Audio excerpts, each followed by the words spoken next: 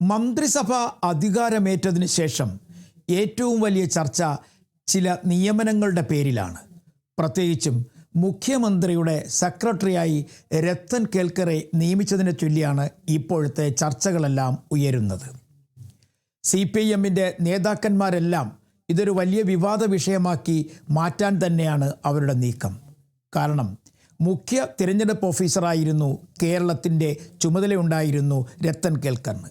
അതുകൊണ്ട് തന്നെ ഒരു ദിവസം ഒരു സുപ്രഭാതത്തിൽ രത്തൻ കേൽക്കർ മുഖ്യമന്ത്രിയുടെ സെക്രട്ടറിയായി ചുമതലയേൽക്കുമ്പോൾ അതിനു പിന്നിൽ ഏതോ ഒരു ഉപകാര സ്മരണയുണ്ട് എന്നാണ് CPIMൻ്റെ വാദം.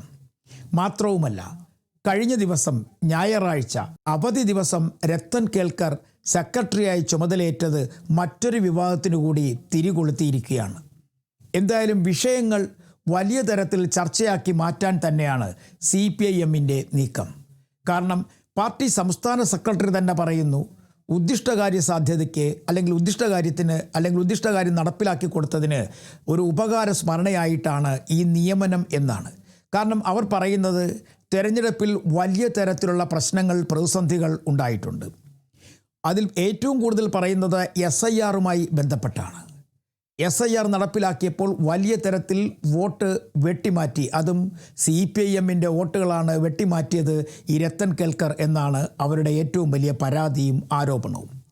അത്തരത്തിൽ CPIMന് കിട്ടാനുള്ള വോട്ടുകൾ വെട്ടിമാറ്റിയ ഒരു ഉദ്യോഗസ്ഥനെ കോൺഗ്രസിൻ്റെ അറിവോ സമ്മതമോ ഇല്ലാതെ മുഖ്യമന്ത്രിയുടെ സെക്രട്ടറിയാക്കി എന്നാണ് ഇപ്പോൾ പ്രധാനമായും CPIM ഉന്നയിക്കുന്ന ഒരു പ്രധാനപ്പെട്ട ആരോപണം അങ്ങനെ നിൽക്കട്ടെ.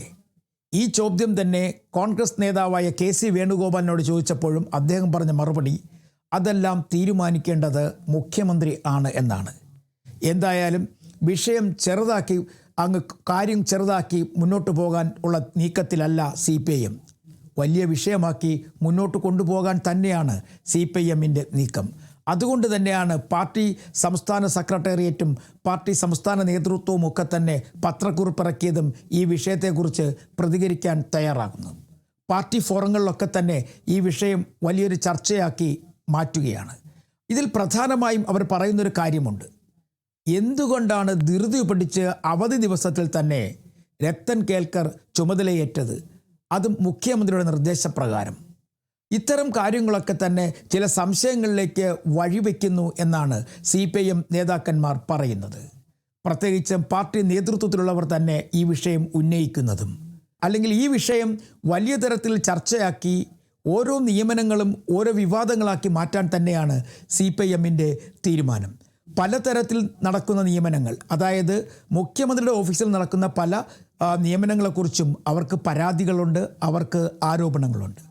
സ്വാഭാവികമായും ആരോപണങ്ങളും പരാതികളുമൊക്കെ ഉയർന്നു വരുന്നത് സ്വാഭാവികമാണ്.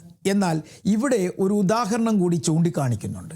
പശ്ചിമ ബംഗാളിൽ മുഖ്യ തിരഞ്ഞെടുപ്പ് ഓഫീസർ ചീഫ് സെക്രട്ടറിയായി മറ്റൊരു ഉദ്യോഗസ്ഥൻ മുഖ്യമന്ത്രിക്ക് ഒപ്പം ചുമതലയുള്ള ഒരു ഉദ്യോഗസ്ഥനായി മാറി. അപ്പോൾ പശ്ചിമ ബംഗാളിൽ എന്താണോ നടന്നത് അത് അതേപടി കേരളത്തിലും ആവർത്തിച്ചിരിക്കുന്നു എന്നാണ് ഇപ്പോൾ CPIM പറയുന്നത്. മറ്റൊരു കാര്യം കൂടി പറയുന്നുണ്ട്. പശ്ചിമ ബംഗാളിലെ നിയമനത്തിനെതിരെ വലിയ തരത്തിൽ കോൺഗ്രസ് നേതാക്കന്മാർ ആക്ഷേപമുന്നയിച്ചു. എന്തുകൊണ്ട് കേരളത്തിലെ ഈ നിയമനത്തിനെതിരെ ആരും ഒന്നും മിണ്ടുന്നില്ല, പ്രത്യേകിച്ചും കോൺഗ്രസ് നേതാക്കന്മാർ? അതൊരു ചോദ്യം തന്നെയാണ്. വേറെ എത്രയോ പ്രഗത്ഭന്മാരായ IAS ഉദ്യോഗസ്ഥന്മാരുണ്ടായിരുന്നു. എന്നിട്ടും തെരഞ്ഞെടുപ്പിൻ്റെ ചുമതലയുണ്ടായിരുന്ന ഒരു ഉദ്യോഗസ്ഥനെ എന്തിനാണ് ഇങ്ങനെ മുഖ്യമന്ത്രിയുടെ സെക്രട്ടറിയായി ചുമതലയേൽപ്പിച്ചത് എന്നുള്ളൊരു ചോദ്യമായി തന്നെ നിലകൊള്ളുകയാണ്. മാത്രവുമല്ല, വരും ദിവസങ്ങളിൽ ഇതൊരു വിവാദമാക്കി മുന്നോട്ട് കൊണ്ടുപോകാൻ തന്നെയാണ് CPIMൻ്റെ നീക്കവും തീരുമാനവും.